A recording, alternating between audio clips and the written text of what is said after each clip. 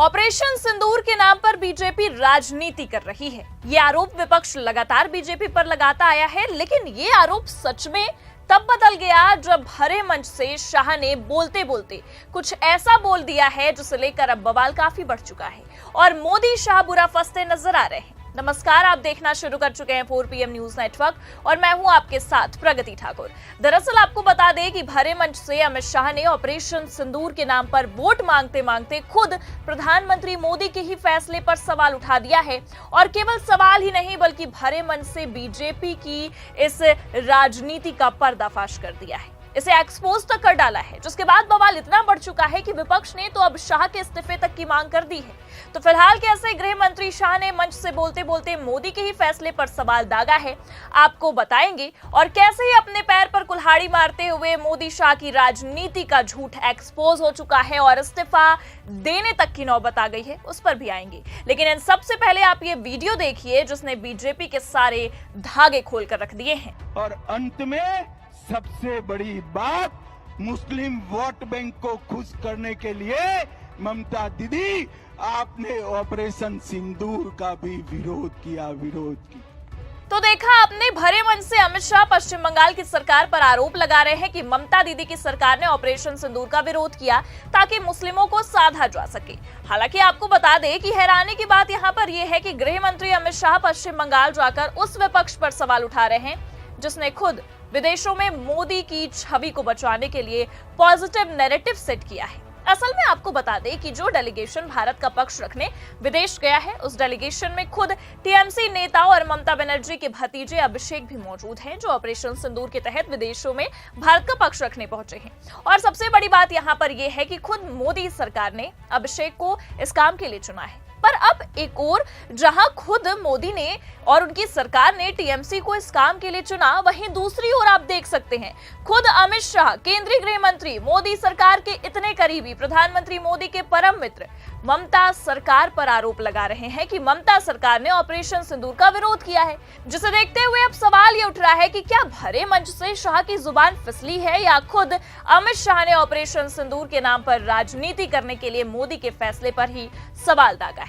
जी हां, आपको बता दें कि भरे मंच से पश्चिम बंगाल की जनता को साधने के लिए ऑपरेशन सिंदूर के नाम पर राजनीति करने के लिए शाह ने खुद के साथ साथ प्रधानमंत्री मोदी तक की भद्द पिटवा कर रख दी है।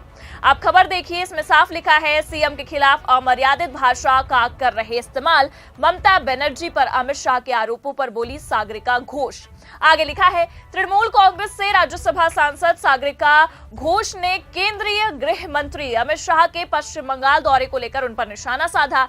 शाह ने अपने 2 दिवसीय बंगाल दौरे के दौरान ममता बनर्जी पर गंभीर आरोप लगाए। सागरिका घोष ने अमित शाह के बयान की निंदा करते हुए कहा कि उन्होंने जैसी भाषा का प्रयोग किया, लग रहा था कि वो केंद्रीय मंत्री नहीं बल्कि एक बीजेपी के कार्यकर्ता है। उन्होंने कहा है कि ऐसे समय में जब तृणमूल कांग्रेस भारत सरकार के साथ है और हमारी पार्टी के महासचिव भारतीय डेलीगेशन के साथ विदेशी दौरे पर हैं और पाकिस्तान की जमकर आलोचना कर रहे हैं, इस दौरान कोई और नहीं बल्कि खुद गृह मंत्री अमित शाह बंगाल आते हैं और वो एक बीजेपी कार्यकर्ता की ही तरह हमारी मुख्यमंत्री ममता बनर्जी के खिलाफ अमर्यादित भाषा का इस्तेमाल करते हैं।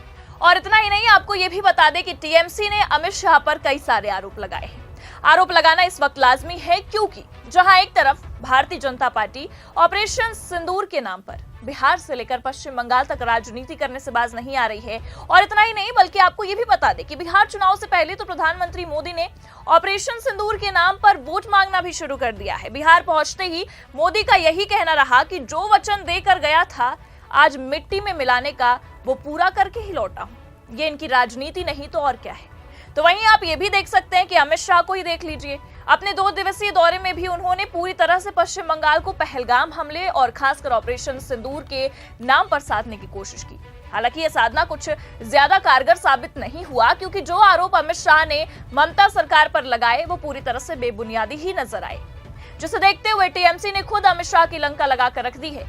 देखिए आगे खबर में लिखा भी है, सागरिका घोष ने अमित शाह पर निशाना साधते हुए कहा कि वो लोगों को बांटने में लगे हैं, इससे देश कमजोर होगा। अमित शाह और उनका गैंग ही असली देशद्रोही है, वो गैर बीजेपी सरकारों को गिराने में लगे हैं। उन्होंने आगे ये भी कहा कि अमित शाह गृह मंत्री के तौर पर फेल साबित हुए हैं, उन्हें इस्तीफा दे देना चाहिए। सागरिका घोष ने दावा किया कि अमित शाह बांटो और राज करो की राजनीति कर रहे हैं। तो फिलहाल पहलगाम हमले के दिन से ही अमित शाह इस्तीफा दो हर जगह ट्रेंड कर रहा था, ये आप भी जानते हैं। लेकिन बावजूद उसके ना तो गृह मंत्री ने इस्तीफा दिया और ना ही इंसानियत के नाते पीड़ितों का हाल जानने वहां पर पहुंचे। बस किया तो क्या किया, राजनीति जो बिहार से पश्चिम बंगाल तक चल रही है और वोट मांगने का एक एजेंडा सेट करते हैं।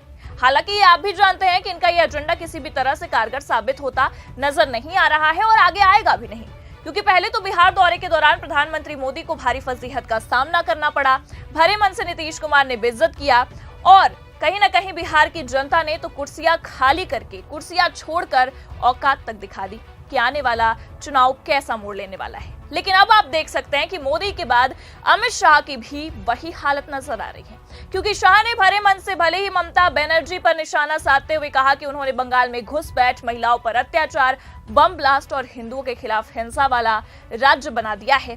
जब से ममता बनर्जी सत्ता में आई है, सैकड़ों बीजेपी कार्यकर्ताओं की हत्या की जा चुकी है।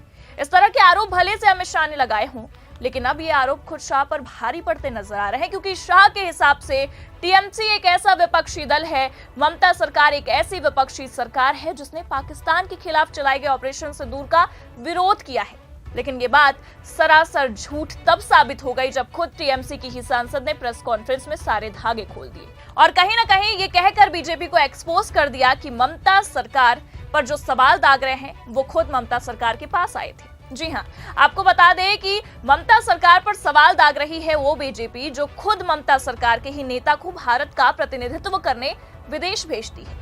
तब कैसे ये आरोप सच हो सकता है? आपको बता दें कि ममता सरकार मुस्लिमों को साधने के लिए ऑपरेशन सिंदूर का विरोध कर रही है। इस तरह की बयानबाजियां खुद अमित शाह की ओर से दी गई हैं भरे मन से।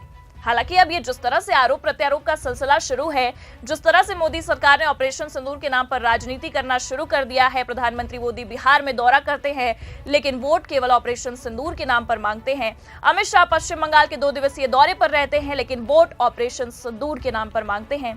इससे ये साफ समझ में आ रहा है, ये साफ दिखाई दे रहा है कि आने वाला बिहार चुनाव इस ऑपरेशन के इर्द गिर्द ही घूमने वाला है और खासकर आने वाला पश्चिम बंगाल चुनाव भी। भले से बीजेपी लेकिन कितना भी इनकार कर ले, पिछले दिनों से जो बयान बीजेपी की ओर से निकलकर सामने आ रहे हैं वो साफ दिखा रहे हैं कि ऑपरेशन सिंदूर एक ऑपरेशन नहीं बल्कि आने वाले समय में बीजेपी के लिए वोटों की राजनीति का एक परफेक्ट एजेंडा बन चुका है। अब ये एजेंडा सच में बीजेपी की नैया पार लगाता है या डुबाता है? आपको क्या लगता है? क्या अब अमित शाह ने भरे मन से ये बेतुकी बातें करके खुद के ही पैर पर कुल्हाड़ी मार ली है और अपने साथ साथ मोदी को भी फंसा दिया है? अपनी राय कमेंट करके जरूर बताएं। ये खबर कैसी लगी लाइक और शेयर जरूर करें। चैनल पर नए हैं तो सब्सक्राइब और ज्वाइन करना ना भूलें। देखते रहिए 4PM न्यूज नेटवर्क। नमस्कार।